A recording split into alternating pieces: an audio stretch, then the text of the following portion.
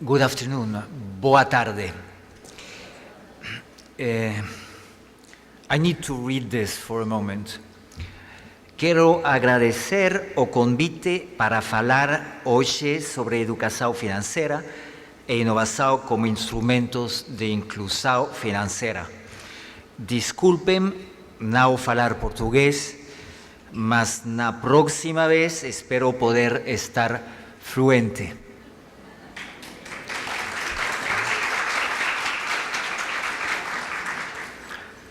I've been asked to speak in English. También me pidieron hablar en español y después again in English. So I finally decided to speak English. I hope this is the best choice for everybody, or the less worse.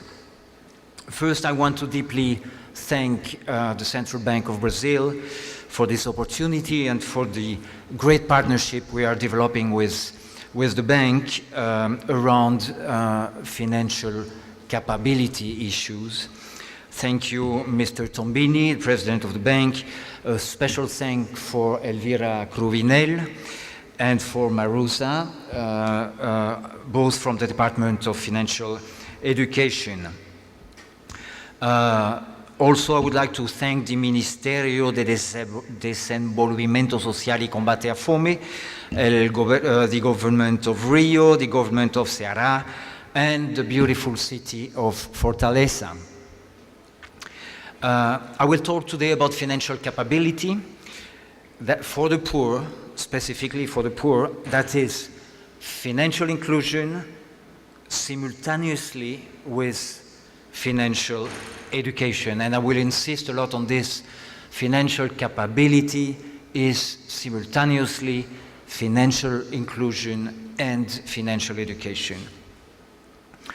But first, allow me to describe what we at Fundacíon Capital believe is fundamental for their families, for their businesses, and describe the logic linking poverty reduction strategies, asset building and protection, financial assets as a top priority, savings mobilization as the entry point to progressively get access to other financial services, thus financial capability for the poor and the poorest. That means banking the unbanked, financial inclusion, and financial education. So I will briefly speak about basic needs, assets, savings, financial inclusion, scale, this is fundamental, savings-linked conditional cash transfers, financial capability, and financial education at scale, and show you why what we propose is working. What do the poor need, or better said, families living in poverty?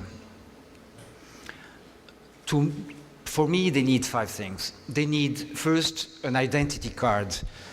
It might not be the case in Brazil, but in many countries, there are millions of people and families without identity documents. They don't exist as citizens, they are out of the radar, they are invisible. Second, they need a basic bank account. Nobody in this room is living without a bank account. You can think whatever you want about bankers. Usually we don't like very much the bankers, but we all have bank accounts and access to financial services. The bank account for the poor is a basic, indispensable money management tool. Third, they need life and health insurance in order to protect their assets. Fourth, they need a mobile phone. Most of them already have mobile phones in order to manage their bank accounts and get access progressively, hopefully in the coming years with a smartphone, to the information they need and the banking management tools they will also need. And 5, poor people need a social protection floor, a basic social protection floor that is a way or the best social protection mechanism for them to stabilize their consume for them to avoid risk, to reduce the stress of their life, and start thinking about the future. This is transformative in the sense that it must be designed as in a rights perspective. We speak about rights, we don't speak about charity. The poor need assets. As you probably all know, Amartya Sen famously said, poverty is a trap of low assets and capabilities. Any strategy thus requires thinking about how people can accumulate, can enhance, can protect their assets. And this is very important because most of public policies, inclusive public policies, try to work on how to improve incomes for the poor, defining the poor as someone who's lacking something and basically lacking money. If they lack money, we need to give them money and design income policies. We do believe that we have to design asset policies, and that's very, very different. Money under the mattress doesn't serve, it's not useful. Money is useful when it's in action. Capital is the key concept. Capital means money in action. Money transformed into productive activities, retransformed into money, retransformed into productive activities. So what people need is, one, access to financial services, and two, tools for building financial assets. That's the reason why we fundamentally believe that the first service the poor need is deposit-taking services, savings. And that comes with the opening of a basic bank account. When we speak about bank, it might be cooperatives, of course, any regulated financial institution. We have to recognize that microcredit, for instance, has never been a tool for financial inclusion. On the contrary, credit is exclusive by definition, while savings is for everybody. And the poorest you are, the highest your propensity to save. I've personally never seen a poor who wouldn't be saving. If she doesn't save, she dies. It's as simple as that. So savings must be seen as an entry point. It's the very first step to bank the unbanked, the starting line from which one can progressively access other financial services. And financial services matter to the poor because they facilitate asset building, because they better protect them against potentially catastrophic consequences of adversities, and because poor are active users of financial services when they have them. Now, scale. We must massively go to scale.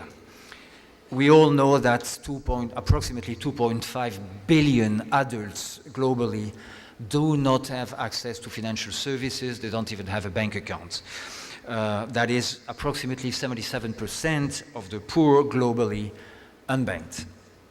In Brazil, if I'm not wrong, 42% of the adult population is not banked, not even with a bank account.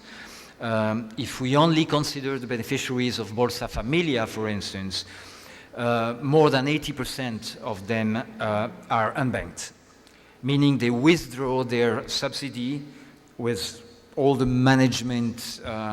money management difficulties it represents, and the lost opportunities for not using an account as a better money management tool. The size of these problems is probably 10 times as big as the present number of microcredit, microfinance customers. If we want to make a dent into core poverty, we must drastically scale up our financial inclusion interventions. And that's the reason why we designed at Fundacíon Capital 6 years ago, a powerful innovation for massively banking the poor, the unbanked.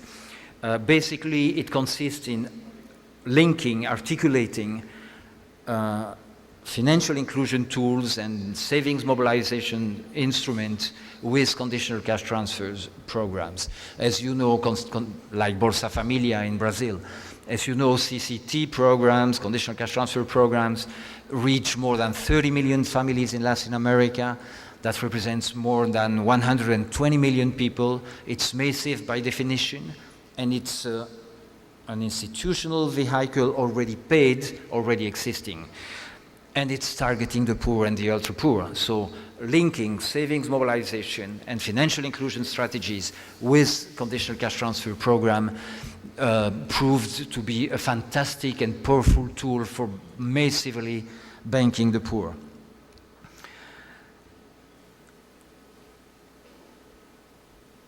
This is too detailed. I suppose I've got no time to enter into this, but no. Most important, if we want to bank the unbanked, we need to give them financial education. If we want to go to scale and do it massively, we cannot do anymore financial education face-to-face because it's just impossible for cost reasons, for logistical reasons, to end users. That's just impossible. So we have to forget about classical ways of teaching financial education face-to-face. There are many ways and channels and techniques and methods to help people acquire financial knowledge and skills through financial socialization, guidance, financial advice and counseling. It requires different kind of steps. I will only and briefly describe what we believe is another powerful innovation, the one we are now developing with the central bank for financial education. And that allows us to go to scale, design massive interventions reaching millions of beneficiaries. Here we have two concepts. Again, scale. Face-to-face financial education doesn't work anymore. Let's forget about it, definitely. 2, capability. Yesterday I was listening to Marcelo Neri. He brilliantly said, I love that we cannot learn riding a bike with a book. If we want to learn riding a bike, we need to ride the bike. If we want to give financial education to the poor, they need to simultaneously, immediately use their knowledge transacting, using a bank account immediately. You want financial education, you need to use your knowledge interacting with a bank. Use practically your capabilities. I insist, financial capability is simultaneously the ability to act and the opportunity to act.